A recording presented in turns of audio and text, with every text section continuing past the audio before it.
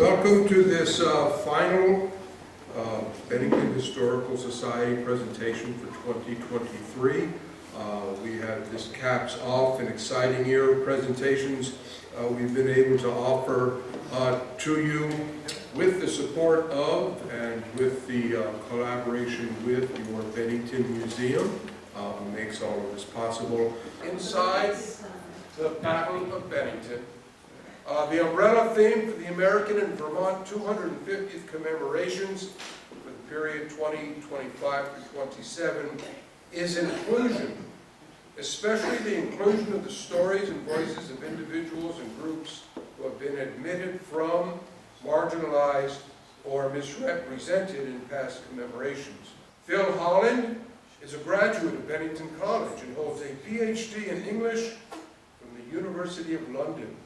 He's author of A Guide to the Battle of Bennington and the Bennington Monument and Robert Frost in Bennington, as well as articles and reviews for the Woolumsac Review.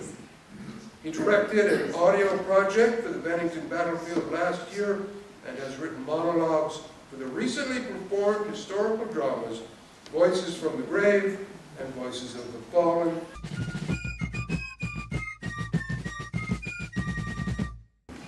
Bob Taggart asked me for a title before I knew what I wanted to talk about. Indeed, before I knew whether I wanted to talk at all. I thank him for his encouragement. It was too late to change the title, though.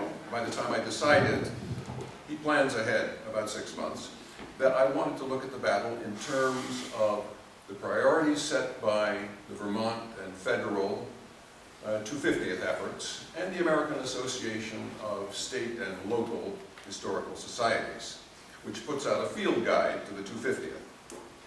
I hope that doesn't disappoint you or sound a little dry, or that you're not already becoming tired of the 250th, because if you are, it's going to be a long ride to 2027. These national jubilees, as Bob just remarked, give us an occasion to revisit and perhaps revise the narratives that we tell and explore new aspects to that perennially fascinating subject of historical inquiry, which is the Battle of Bennington. Maybe you came, though, for the mayhem. I'm afraid that the museum encouraged that idea in their choice of an illustration for promotional purposes, and I feel bad for those who stayed home because they didn't want to be plunged into scenes of bloodshed. We get too much of that on TV and at the movies these days. It wasn't ever my intention to dwell on the violence, though at one point I'm afraid I'm going to have to lead you, after all, right into the heart of the carnage, as it was characterized by Patriot David Younglove in an eyewitness description of the second engagement. Inclusion is a theme in every 250th mission statement. For all of us who tell stories, write plays, films, conduct parades, us historians and commemorators, that means telling stories that include people who haven't been included in the past versions of the past. Looking at history more inclusively, it's not a new idea at all. It was part of the Bicentennial, in fact. But it has new urgency in this country and in this diversifying state of Vermont and a community like ours. The time is right in other respects, too. Our knowledge of the Battle of Bennington has advanced significantly in the past 50 years. I'm thinking of the work of Philip Lord, Michael Gabriel, Lyon Miles, Robert Selig, Thomas Barker, Bob Hoare, Helga Doblin, and the Vasmus account of the battle, and the Saratoga studies of Richard Ketchum and Eric Schnitzer, and the archaeological dig in 2016. I'm indebted to the work of all these scholars, among others, one of whom, Katie Brownell, whom I'll introduce later, will be speaking to you today. Excuse me. Let me begin with a postscript to the talk that I gave with Lyon Miles right here in 2019. Some of you may have heard me then or elsewhere, so I'm just going to summarize. In 2014, in a letter to the editor of the Berkshire Eagle, Lion Miles. There he is. He died a year after the presentation here. You may or may not know that. He confirmed what the DAR had guessed at in its Forgotten Patriots project of the decade before, namely, that the soldier named Sip Ives, a private in Warner's Continental Regiment, known as the Green Mountain Boys, was killed at the battle and was black. Miles also identified him as the black man lying mortally wounded on the ground, seen by Captain Daniel Brown at the battlefield, and remembered by Brown in his 90th year in a pension deposition for the widow of the man who enlisted Ives in what is now Cheshire, Massachusetts, on February 14, 1777. That was the deposition that Miles was able to read. Ives enlisted on that day for 3 years, along with 2 other black men, the Grandison brothers, Simeon and Charles, who both survived the war. We can track his and their movements, their likely movements, as members of Warner's Continental Regiment in the summer of '77. They patrolled the area south of Otter Creek and prepared to meet the British invasion at Ticonderoga, joining the evacuation on the night of July 5th and fighting the brave and bloody battle at Hubbardton, in which more than half of Warner's regiment were casualties. On August 14th, they were summoned to Bennington to stop the British detachment from reaching the Continental Storehouse here. There were just 99 men left in their regiment, plus about 30 or 40 in Lee's Rangers attached to them. But their arrival on the battlefield turned the second engagement in the Patriots' favor. It is most likely that Sip Ives died in action in that engagement. He was the only one of Warner's men killed in the battle, although others were wounded. I'd like to be able to tell you where Sip Ives came from, how he came to be defending Bennington, a saga that would take us really all the way back to Columbus. Perhaps it's enough to know that he or his forebears were brought in bondage from Africa. We know too, of course, that he had some relationship with a person with the surname of Ives, and that whereas many black patriots appear on muster rolls simply as Adam Negro or Zephy Negro, Ives had a surname. How he came to acquire that name, or to be in Cheshire and New Providence, why he enlisted, and what his legal status was, I cannot yet say. But I can take you to the likely scene of his death, as it appears from the accounts others have left of the second engagement, when the scattered American forces suddenly had to take on the British, or rather German, reinforcements, 600 some strong, with 2 6-pound cannons clearing the way, late in the afternoon of the 16th. There's a map of, there's the battlefield as you know it, the hilltop, Hessian Hill, but there's much more to it. The second engagement, where the reinforcements came, here we are in North Luzick, the Laney's, began here and ended in this vicinity right here. There is a marker there that you may have seen. There we are. As General Stark put it in his letter to the New Hampshire legislature after the battle, luckily for us, Colonel Warner's regiment came up, which put a stop to their career. We soon rallied, and in a few minutes the action became very warm and desperate, which lasted till night. Jacob Safford was a commissary sergeant in Warner's regiment. He's just met Raymond's forces. We soon began a retreat, which was continued slowly in good order, firing constantly for about 3/4 of a mile, until we reached the high ground west of the run of water, where we made a stand. A party of Hessians undertook to outflank us on the right, and partly succeeded, but were finally repulsed and driven back. The action was warm and close for nearly 2 hours. New Hampshire militiaman Thomas Mellon. We skirmishers ran back till we met a large body of Stark's men and then faced about, but the enemy outflanked us. In 5 minutes, we saw Seth Warner's men hurrying to help us. 1/2 of them attacked each flank of the enemy and beat back those who were just then closing around us. Stark's men now took heart and stood their ground. David Holbrook of the Berkshire Militia has a dramatic account of the turning point. The battle then became desperate, he says, once Major Rand and Warner were engaged. And he tells of men rushing upon the enemy with all their might, who, seeing us coming, took to their heels. This was a warm contest, the most so of any that day. The enemy were made to fall or flee before us, wrote William Bowtell. The battle was bloody and the carnage great for 30 minutes, David Younglove recalled.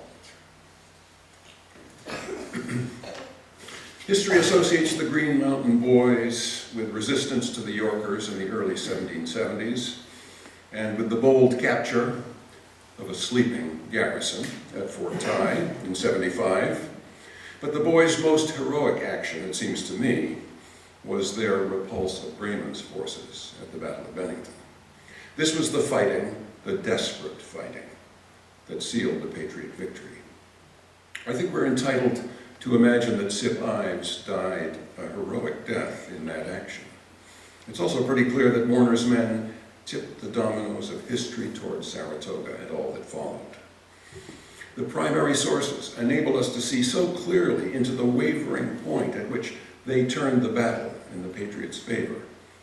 It becomes plausible that the actions and death of a single soldier in that critical phase of the fighting could have decided the contest for the Americans. You may have heard, I understand, that the museum is planning a memorial, a monument to Sip Ives. How should he be represented, in marble or bronze or any other material? That will be up to an artist in the museum to decide. Here's how Sip Ives looked for the Voices of the Fallen last summer.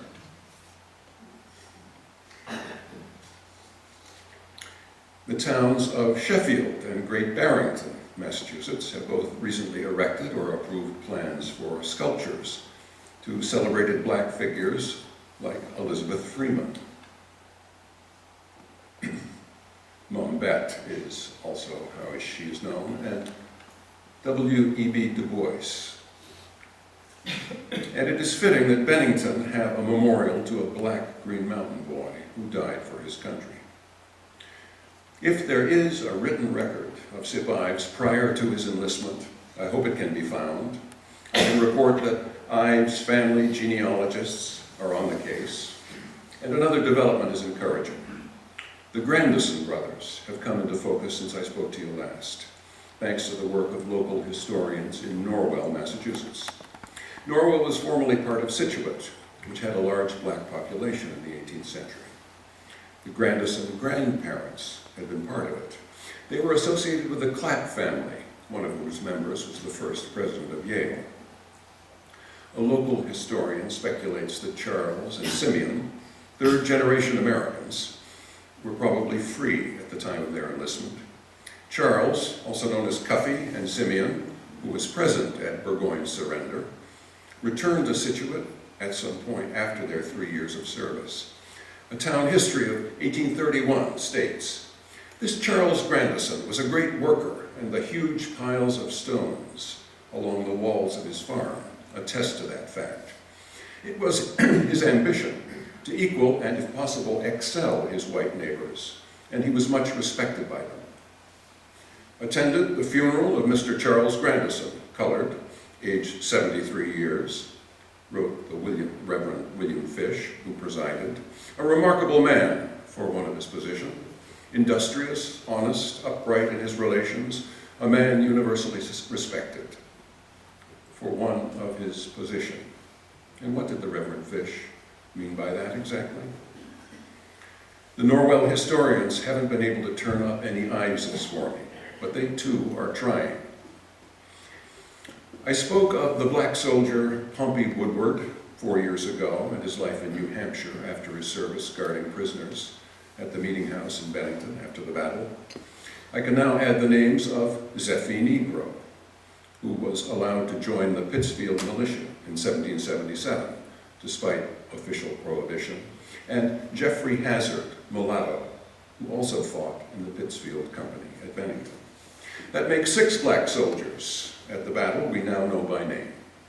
Add to them the black man or men, seen to be leading Tory prisoners away, tied up with cords, and then add the unseen presence of black slave labor, especially in the Caribbean, that sustained the economies of all the New England states, especially New Hampshire's, and, as we have recently learned, the economy of Stephen Fay's Catamount Tavern besides, in the persons of the enslaved Pomp Morgan and Margaret Peg Bowen.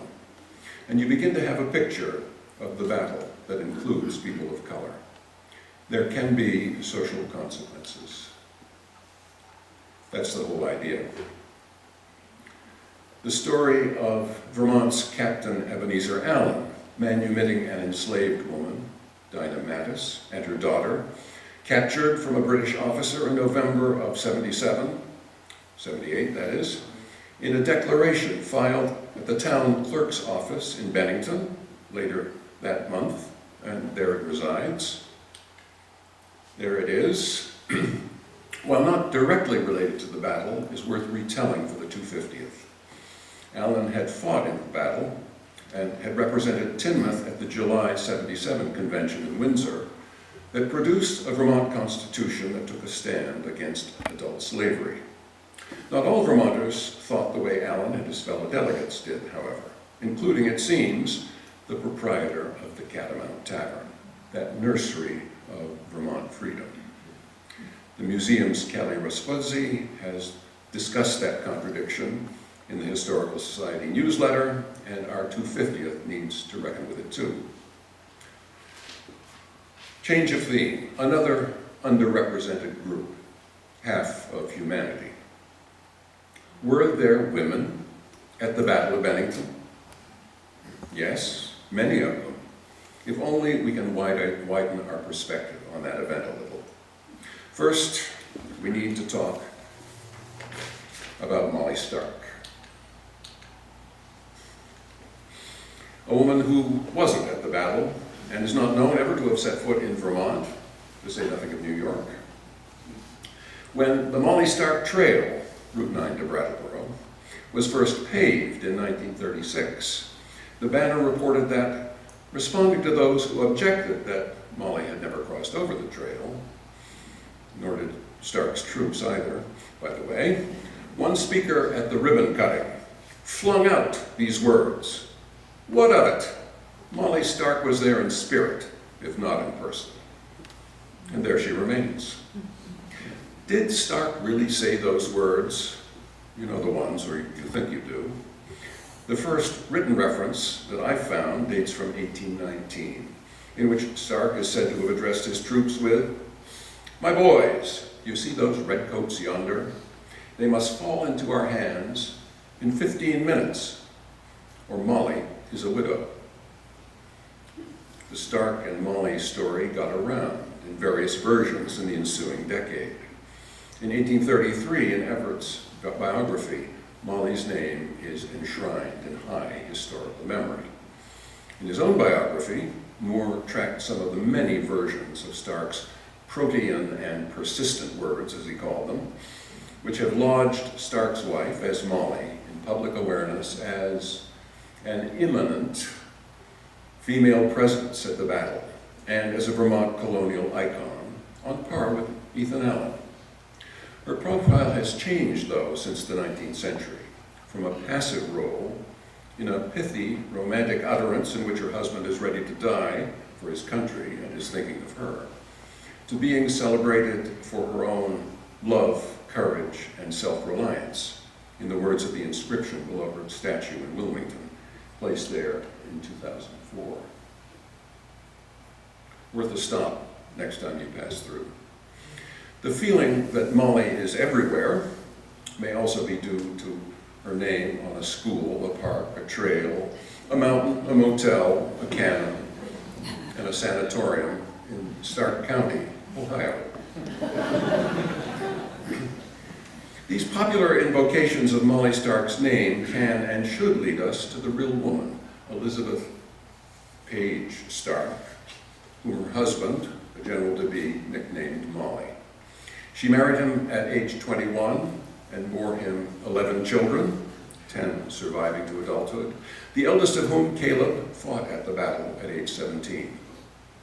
While her husband was away fighting first the French and then the British, the management of their house and farm and family in Dunbarton, New Hampshire, fell to her. She didn't operate a cannon, though. That was the fictional Molly Pitcher at the actual Battle of Monmouth in New Jersey. Molly Stark and women like her were no less devoted to American independence than their husbands, and the war could not have been won without them. I think we'll see more of the real Molly for the 250th.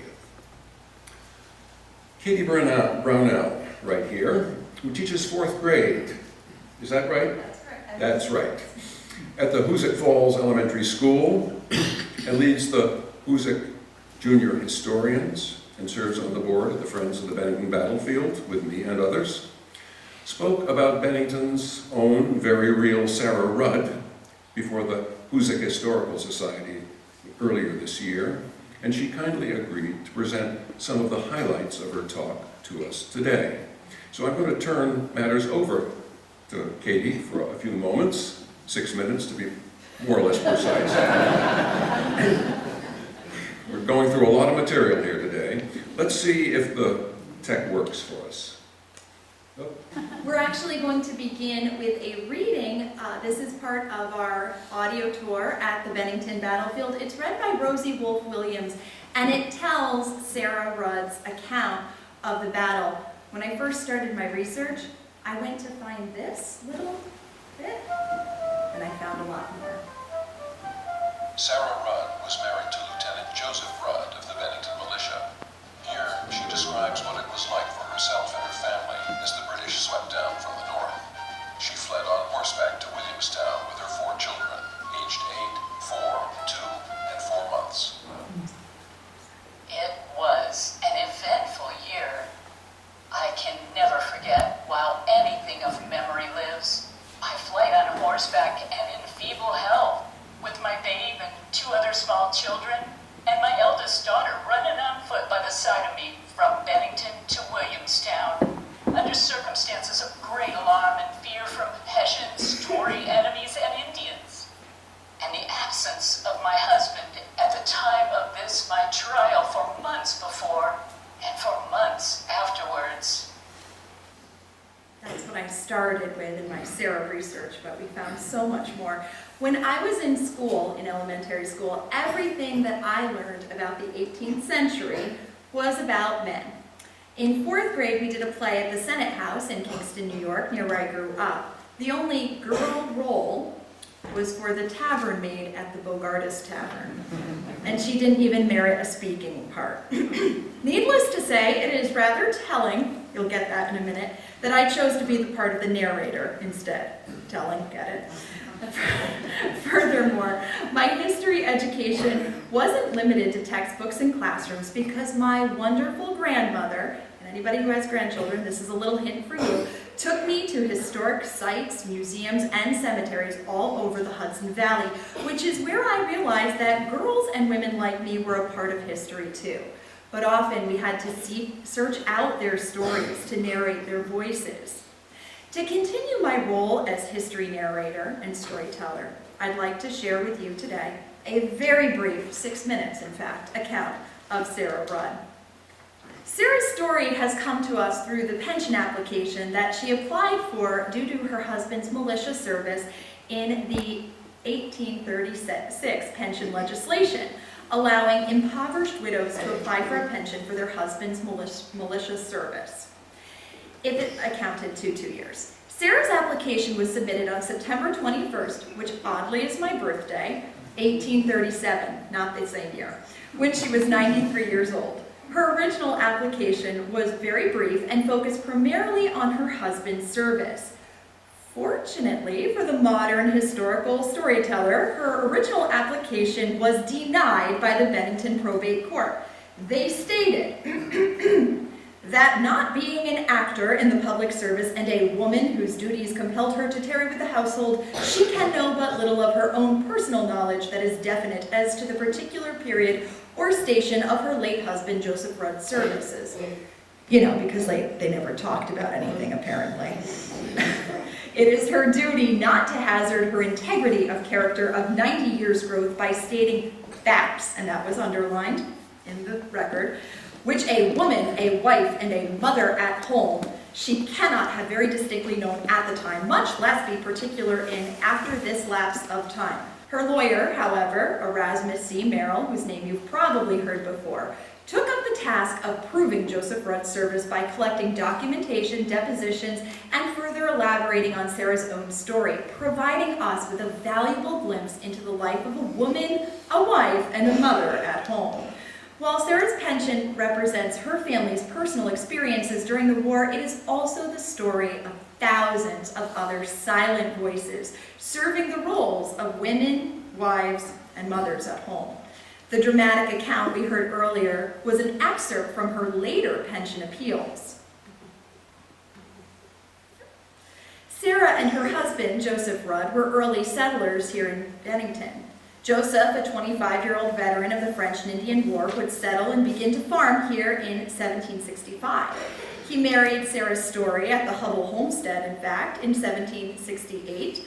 Later, Sarah would describe their domestic life in Bennington as being settlers in a new region. Just short of a year after they were married, their first child, Celinda Rudd, who ran beside horseback over the mountains with her mother, was born. Within the span of 1 year, Sarah Story had become a wife and a mother. She would continue to support the work of her husband and the day-to-day workings of a growing family on a New England farm. As the early seeds of American rebellion began to germinate, the Rudd family continued to grow. Little Sarah Rudd, their third child, was born on May 30th, 1775. A few weeks later, the Americans would face off against the regulars at the Battle of Bunker Hill. Perched on the New York and Vermont border in a log cabin, Joseph Rudd declared himself a patriot. The young man who fought beside the British in the 7 Years' War was now an experienced veteran and willing to take up arms once more, this time against the very same nation with whom he had fought as a younger man. According to Sarah's pension application, within a month of little Sarah's birth, Joseph was called out to militia service. I was very unwell, and my third child was less than a month old. I still remember very distinctly his absence this year on public duties and my own distress in consequence. Looks like it advanced for me. The application gives details about Sarah continuing the work of the farm during her husband's absence in military service.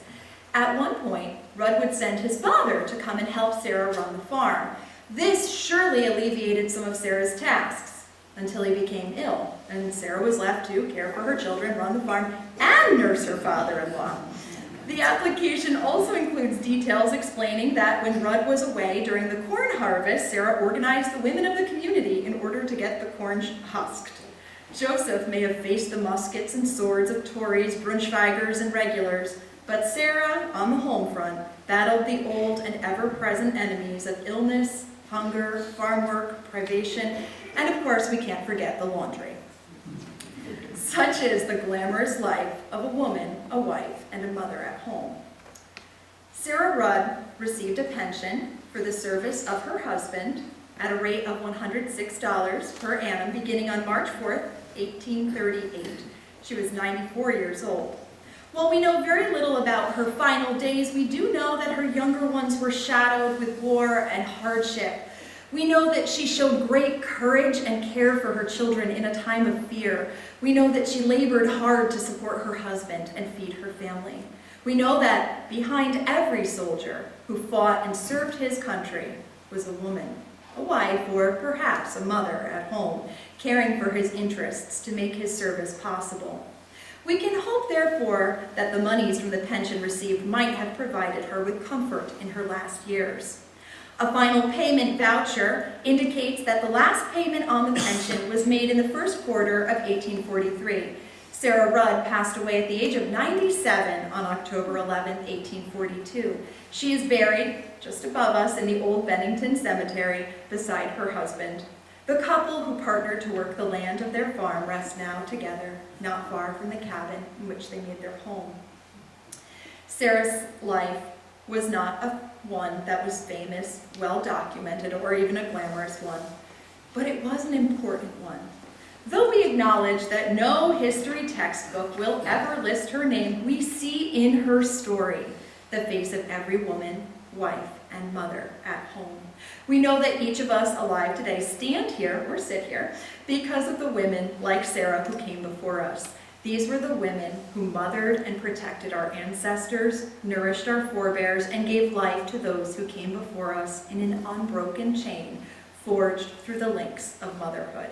Though we can never know the stories of all of these remarkable women, we are fortunate and grateful that Sarah's story is ours to treasure.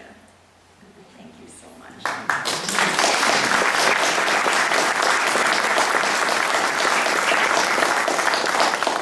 Thank you very much. We were very nervous.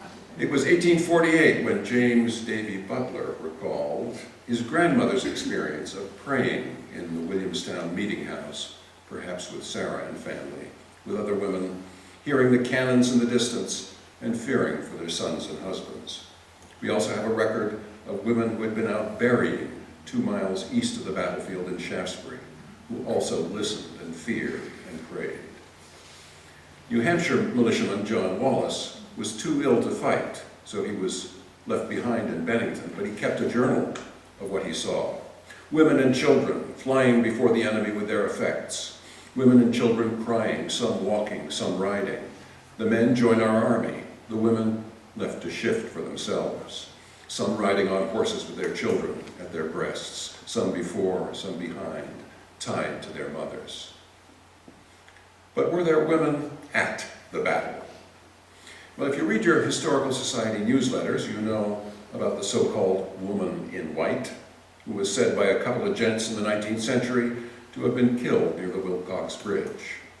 Bob Hoare recently brought the legend to our attention in the newsletter, but like Joe Parks before her, Callie cast strong doubts on the truth of the story.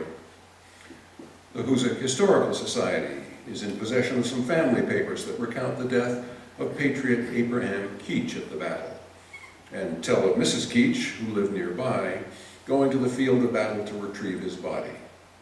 But when Mr. Keach's grandson, the Reverend Israel Keach, spoke publicly about the battle, which he often did, he did not name his grandfather among the local patriots who were killed, which dooms the story for me.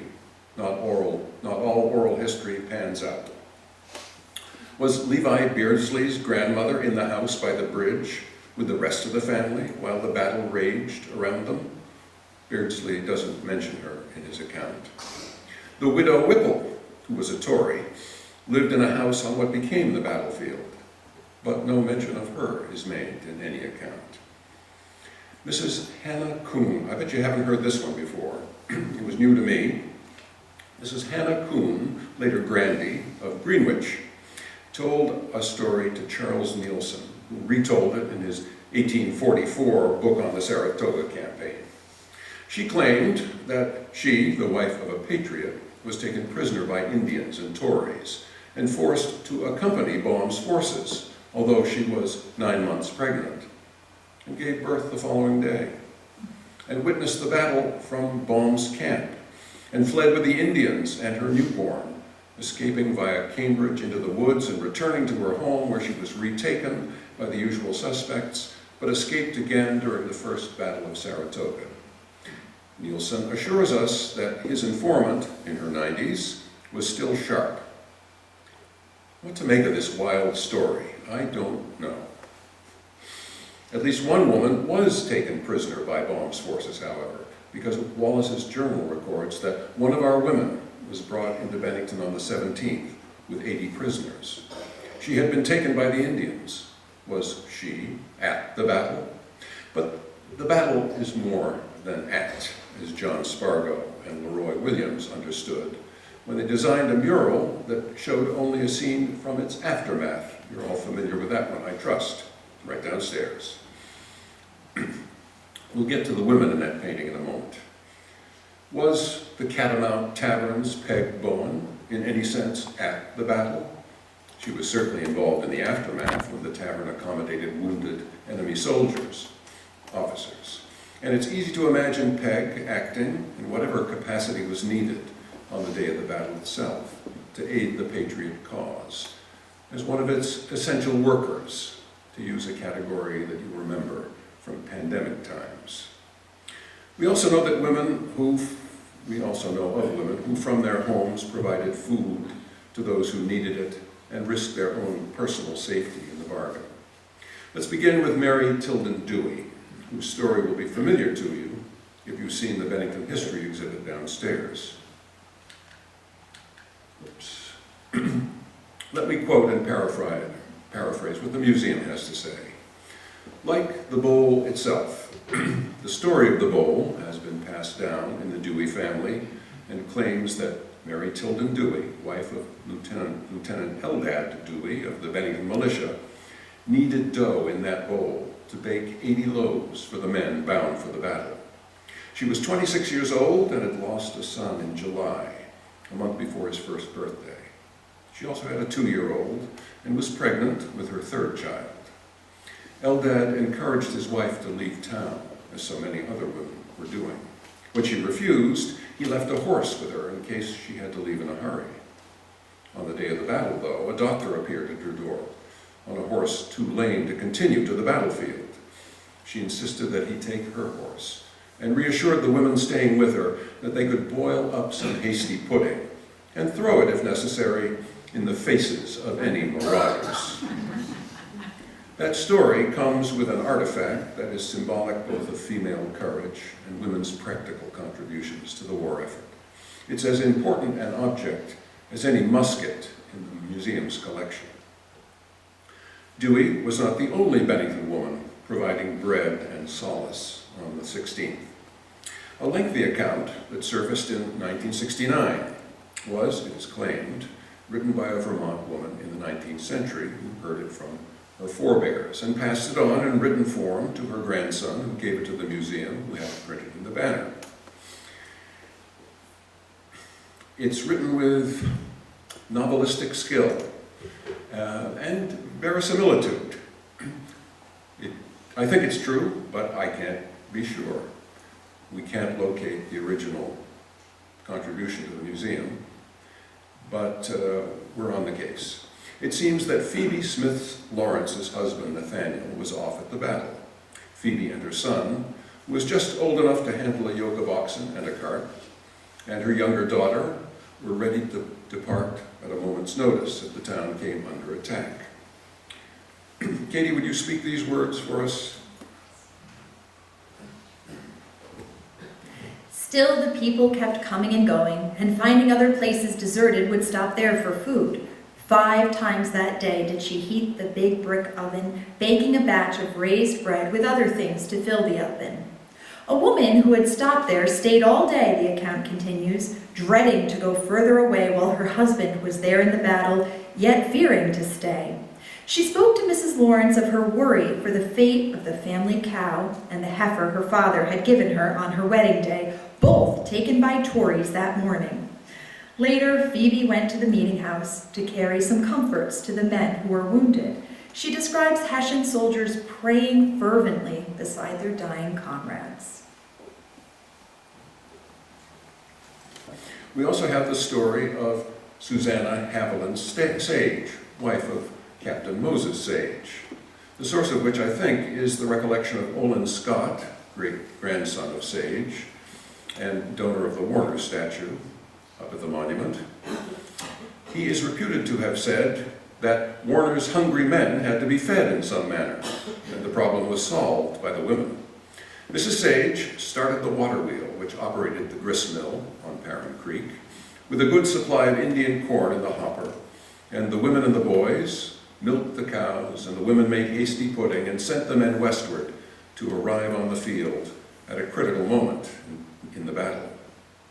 Another more heroic but less plausible version has Mrs. Sage and the women of the vicinity preparing pudding and milk for the men while they were working up an appetite during the second engagement and rushing it out to them on the battlefield. The claim in one of the versions that Olin Scott made an application to the sons of the American Revolution on the basis of his great-grandmother's service makes a good story, but I'm afraid that the surviving paperwork does not support it. In fact, Susanna's name is crossed out, evidently by a reviewer, who sniffed that she was one of the heroines in Cooper's novels. I'd like to get to the bottom of that one, for the sake of our friends in the North Village. Lastly, Mrs. Eunice Dewey, wife of Captain Elijah and co-keeper of Dewey's Tavern, a Willemsack Inn, is also said to have provided food on the day of the battle. While the men in town were fighting, the story goes, and it's in Jennings, she was boiling meat for their dinner and wouldn't let Commissary Titchener touch it until he explained what he was doing at her door as others were engaged in battle. All these stories celebrate women's courage, resourcefulness, and empathy, apart from the world of men. We also see resourcefulness in one other story involving women that is included in many battle narratives. The women of Bennington are said to have furnished the cords used to tie up the Tories by stripping them from their own household beds. Truth or fiction, the story gives women a supporting role in the drama of the battle. There were limits to their empathy, though, especially where the Tories were concerned. After the affair at Bennington, the women abused our prisoners more than the men. This is a letter in Canadian Archives. Caleb Stark notes that the jeers and scoffs of the victors toward the Tories. Leroy Williams depicted a taunting woman. There she is at the left, taunting the British, not the Tories. She's not just smiling, we know from the notes that she's mocking. The only other women Williams included are the one with the child at the lower right and the ones at the edge of the crowd at the left. Maybe it's time for a new mural somewhere. As Katie has said, women are also important to the battle as keepers of memory. They appear in pension applications as widow petitioners or as witnesses to the services of their husbands. One of the most memorable of such applications, though it was never filed, is that of Sally Kellogg Markham. You familiar with her name? No. Good. Well, become familiar, because she's quite a remarkable woman. She moved with her family from Connecticut to Addison, Vermont, near Middlebury, in 1770, when she was 3 years old. In October of 76, Sally and her family left their farm behind to seek safety further south, suffering extreme hardship but finding refuge with a family who lived midway between Bennington and what would become in a few months the battlefield, on what is probably Harrington Road. In 1844, she wrote down her memories for that unfinished application, and a local historian interviewed her as well.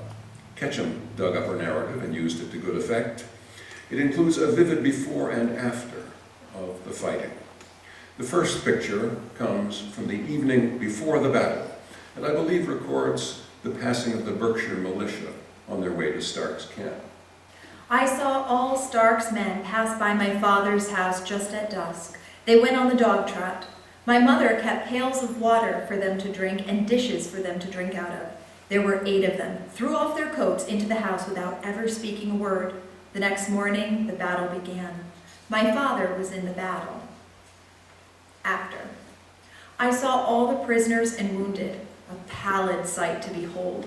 Some men with broken legs, some with balls shot through their bodies, some with heads done up. Some men on litters, some in carts, others on horseback. There was not a house but was stowed full of wounded.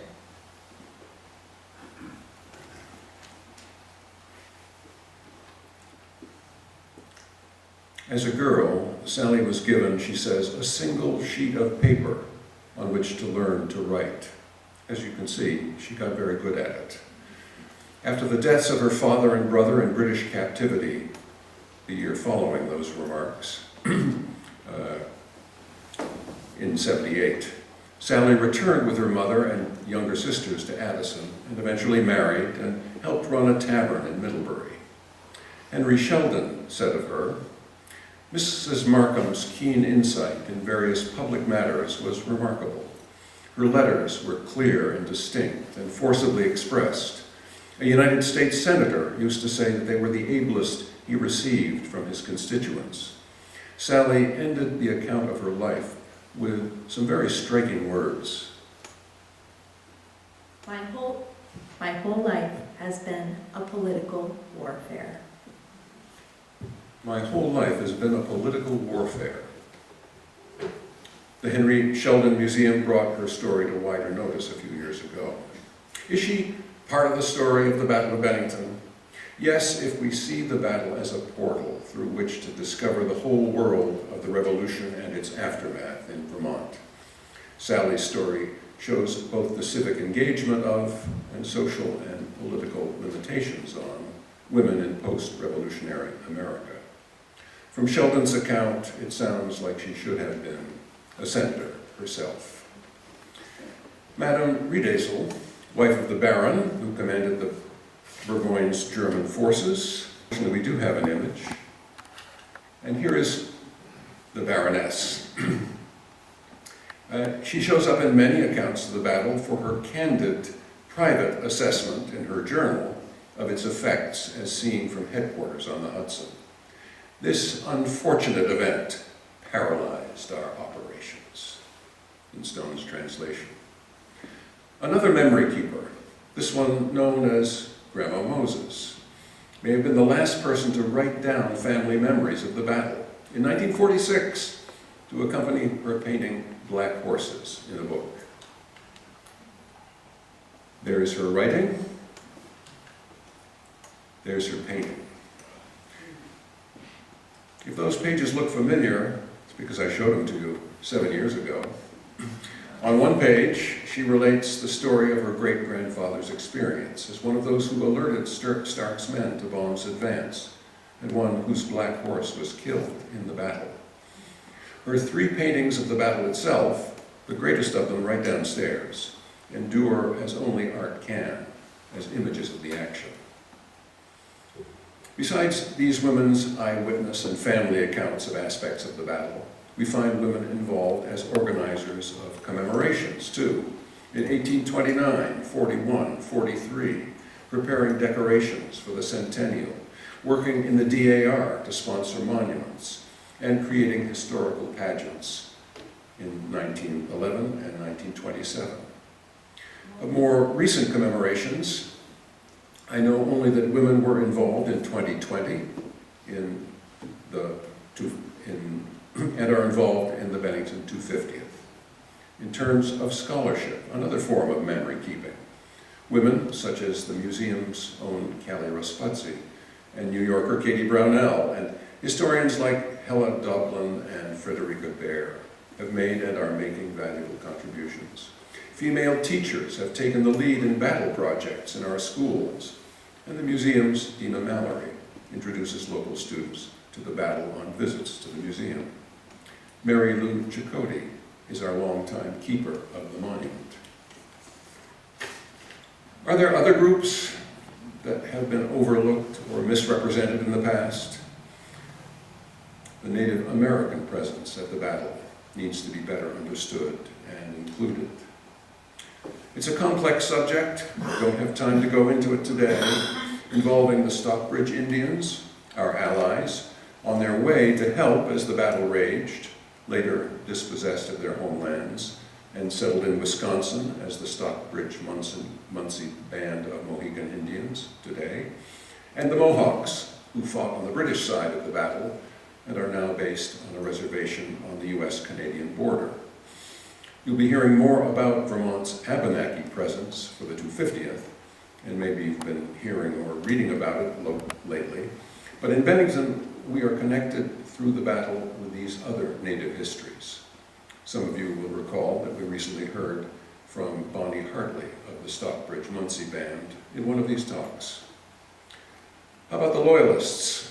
Or should I not mention the war, the bitter Civil War?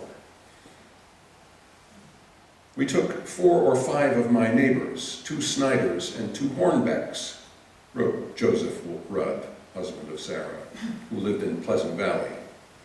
Loyalist David Redding, hanged in Bennington in 1778, wasn't allowed in our cemetery until 1981.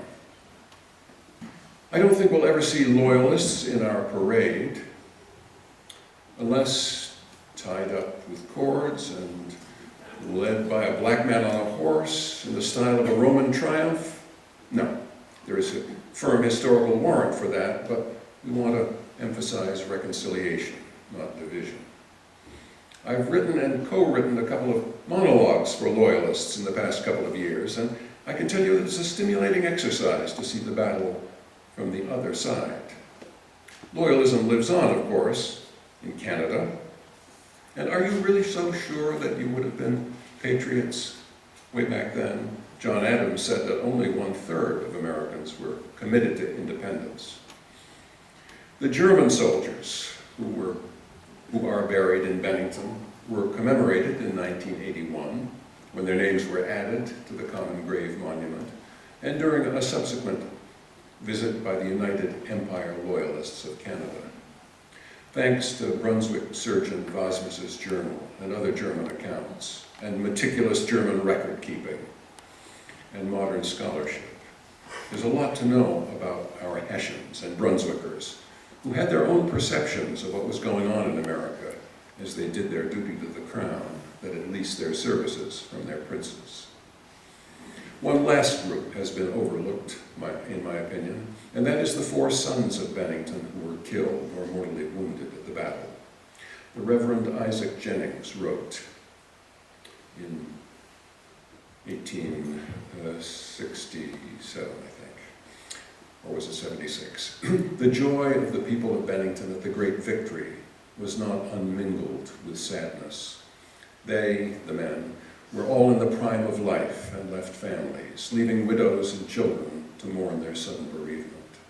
The grief for their loss was general, deep, and sincere. David Robinson Jr., grandson of Samuel, remembered the fallen in the monument he erected in 1855,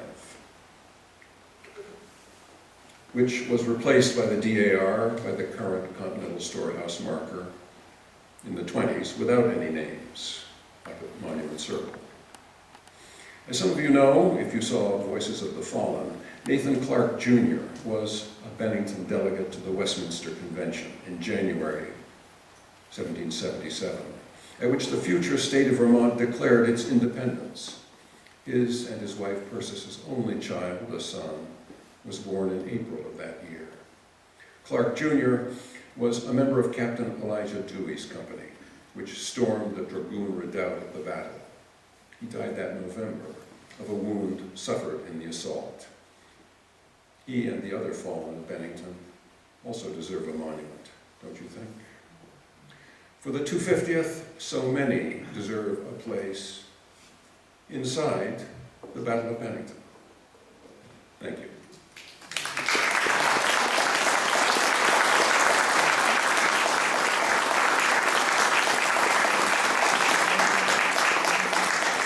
So you see, it was the right title after all. Yeah. We'll take any kinds of questions, if you like, or comments.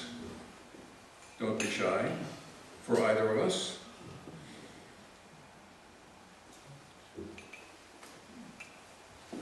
Yes, Dr. Ketterer. I have a,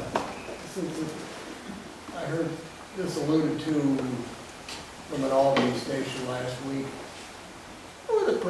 And you mentioned it, what were the percentage of just standard people in colonial America that were in favor of the rebellion versus those that were in favor of, let's just hang with the king? Well, we don't know for sure how many in America were for or against, committed to the rebellion. We do have the statement, it's often quoted by John Adams, that 1/3 were zealous for independence, 1/3 were firmly set against it, and the other 1/3 were undecided, in the middle. It was up to people like Sam Adams this is Tea Party Day.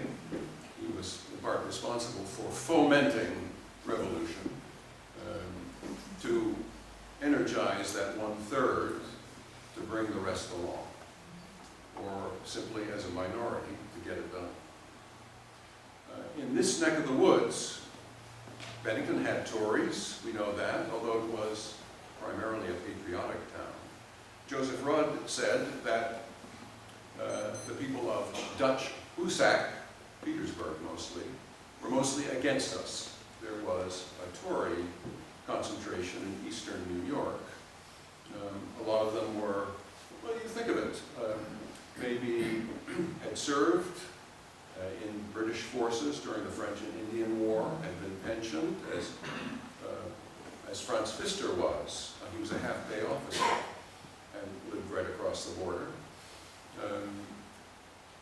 A lot of immigrants, German immigrants from the Palatinate in Germany, came to this country, settled, and were quite happy to be here.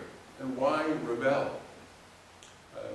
I came across a quoted statement from a Hessian journal, and the writer's on the way to Saratoga saying, look at these beautiful houses, look at the abundant crops, what's going on? Why are these people so upset? They have it good relative to the old world. With such abundance, why are they? And he had some theories. Maybe people were manipulating them, some few people, for their own gain. Think about that. It's valuable to get the other side's perspective. We're a little brainwashed with the patriot rhetoric. We've experienced it, but it's not the only way to imagine or record, understand history. Yes? Go ahead. I was wondering if you think that the Battle of Bennington should even have been fought. The dragoons were here to go after easily supplies that were supposedly lightly guarded in Bennington. But when they showed up sort of a couple of days before the battle, and there's a huge amount, they're taking prisoners, there's a huge amount of New Hampshire militia. You know, should Baum have high-tailed it out of there, as opposed to try and take on something which he wasn't really set up to do? The question is, should the battle have been fought? Shouldn't Lieutenant Colonel Baum, once he sized up the situation, he hadn't realized that Stark's militia happened to be in town here. A failure of British intelligence, for sure. He had his orders, though, and his orders were entrench and send to me for reinforcements, as he did, if you get into trouble. And the British were surprised at the resistance here. They really shouldn't have been, but they were. Given the tail between the legs evacuation of Ticonderoga, the defeat, really, at Hubbardton, you know, they thought that the Americans were a kind of, as indeed they were in some respects, a ragtag amateur group. These were well-equipped professional soldiers, and so Baum said, well, there are some Americans there, but they are supposed to leave at our approach. It didn't work out that way. There were more of them, of us, than were suspected. Even the rain helped. It enabled the Berkshire militia to have another 24 hours to arrive, another critical contingent at the battle.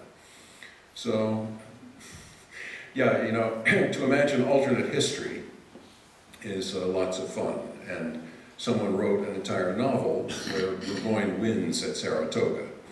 And, well, of course, the ensuing course of world history is different, because this was one of those turning points, Bennington and Saratoga. A lot of historians have said that. Anybody else? Yes, please. At that time, you know, you mentioned the Berkshire militia. Was there was a road between, you know, Massachusetts and I tend to think of them running up Route 7, but there was well, what was the means? Was there a road at that time? There was a road between the Berkshires. Not a very good one, and it was known as a military road. It didn't run right where Route 7 runs now. It ran more, I've never traced it, maybe some of you have. Yeah, I'm looking at you, from the panel people, because it went up sort of over Mason Hill, and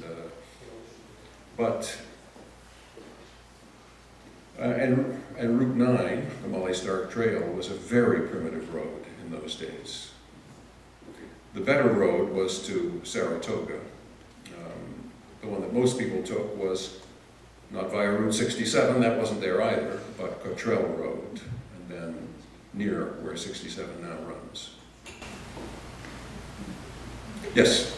About how many people were living in Bennington at the time of the battle? I've seen different estimates as to the population of Bennington in those days. I've seen that it was just a little village here of 14 or 15 houses with outlying farms. I think in the first census we have is 1790, and there was something like, what, 1,500 at that time? Help me out, my fellow historians, if I'm going astray here. It was probably the biggest town in Vermont, but quite a small village, really. Thank you so much for coming out. Thank you especially, Katie, for joining us.